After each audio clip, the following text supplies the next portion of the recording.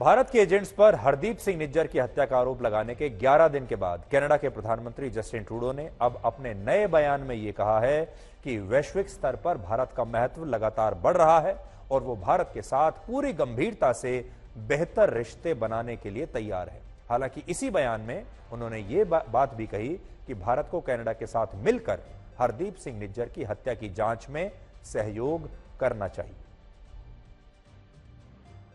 Extremely important that all of us continue to engage constructively and seriously with the government of India. India is a growing economic power and important geopolitical player. And as we presented with our Indo-Pacific strategy just last year, we're very serious about building closer ties with India. At the same time, obviously, as a rule of law country, we need to emphasize that India needs to work with Canada to ensure that we get the full facts of this matter. आज पंजाब से भी कुछ ऐसी तस्वीरें आई हैं जिससे पंजाब की सरकार और पुलिस पर सवाल उठते हैं।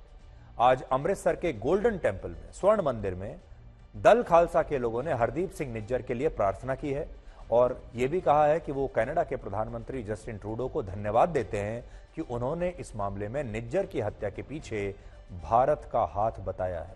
सोचिए, हमारे ही देश में कुछ लोग खुलेआम निज्जर को अपना नायक बता रहे हैं और पंजाब की पुलिस इनके खिलाफ कोई कार्रवाई नहीं कर रहे। इसलिए शिकायत कनाडा से तो हम कर ही रहे हैं, कनाडा की पुलिस से क्या शिकायत करें जब अपने देश की खुद की पुलिस, पंजाब की पुलिस इनके खिलाफ कार्रवाई नहीं कर रही। कनाडा की सरकार से क्या शिकायत करें जब अपने ही लोग पंजाब में बैठे हुए इन लोगों का साथ दे रहे हैं। यह बहुत दुख की बात है। ਅੱਜ ਦਾ ਦਿਨ ਜਿਹੜਾ ਉਹ ਦਲ ਖਾਲਸਾ ਨੇ ਇਹਨਾਂ ਵੀਰਾਂ ਦੇ ਨਾਮ ਦੇ ਉੱਤੇ ਮਨਾਇਆ, ਜਿਹੜੇ ਵੀਰ ਖਾਲਸਾ ਦੀ ਲੜਾਈ ਲੜਦੇ ਹੋਏ ਜਨਮਤਨ ਹੋਏ ਨੇ, ਬਾਹਰਲੇ ਦੇਸ਼ਾਂ ਦੇ ਵਿੱਚ ਰਹਿ ਰਹੇ ਨੇ, ਕੁਝ ਪਾਕਿਸਤਾਨ ਰਹਿ ਰਹੇ ਆ, ਕੈਨੇਡਾ, ਅਮਰੀਕਾ ਦੇ ਵਿੱਚ ਰਹਿ ਰਹੇ ਔਰ ਜਨਮਤਨੀ ਭੋਗ ਰਹੇ ਨੇ।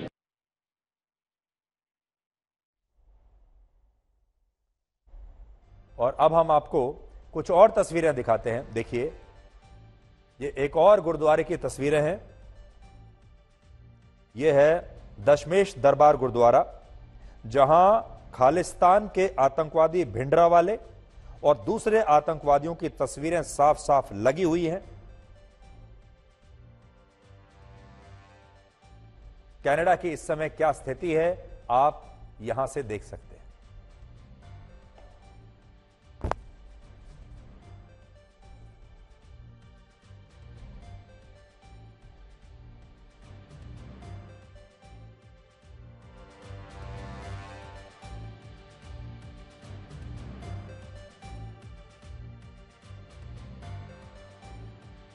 Well preceded what Mr. Trudeau said, actually come out of that.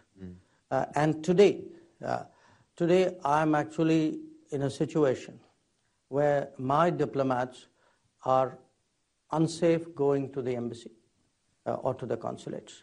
In Canada? In Canada. They are publicly intimidated, and that has actually compelled me to temporarily suspend even visa operations in Canada. So as I said, often countries look very different depending on how you see them and what your interests are. But I have this problem in Canada, and so your question, did I speak about it with Jake Sullivan and Tony Blinken? Yes, I did. Bharat के विदेश मंत्री S Jaishankar आजकल America में हैं और America में वो जहां भी जा रहे हैं, जिस भी मंच पर जा रहे हैं, हर जगह वो कनाडा के बारे में बात भी कर रहे हैं, हर जगह कनाडा के बारे में उनसे सवाल भी पूछा जा रहा है। लेकिन आपने एक नया बदलाव जरूर देखा होगा भारत की विदेश नीति में। पहले जब इस तरह की जो बात हुआ करती थी तो भारत इतना आक्रामक नहीं होता था। अगर अब आप विदेश मंत्री एस जयशंकर के बयान सुने, अमेरिका के अलग अलग मंचों पर, संयुक्त राष्ट्र के मंच से भी उन्होंने ये बात कही है, तो आपको यह समझ में आएगा कि भारत अब इस कनाडा वाले मामले को लेकर कितना आत्मविश्वास से भरा हुआ है और भारत कितने दमदार तरीके से पूरी दुनिया के सामने अपनी बात रख रहा है और साफ साफ दुनिया को, खास तौर पर इन पश्चिमी देशों को यह बता रहा है कि आतंकवाद की परिभाषा क्या होनी चाहिए, ये आप अकेले अपने घर में बैठकर तय नहीं कर सकते। आतंकवाद की परिभाषा अब हम तय करेंगे। हम बताएंगे कि कौन आतंकवादी है और कौन आतंकवादी नहीं है। और अगर आपके कोई दोहरे मापदंड हैं तो भारत अब उन दोहरे मापदंडों को पूरी दुनिया के सामने एक्सपोज करेगा। और इसीलिए हम आपसे कहते हैं ये नया भारत है। और भारत की विदेश नीति में आपने पहले के मुकाबले जमीन आसमान का, रात और दिन का, ब्लैक और व्हाइट का ये अंतर महसूस किया होगा।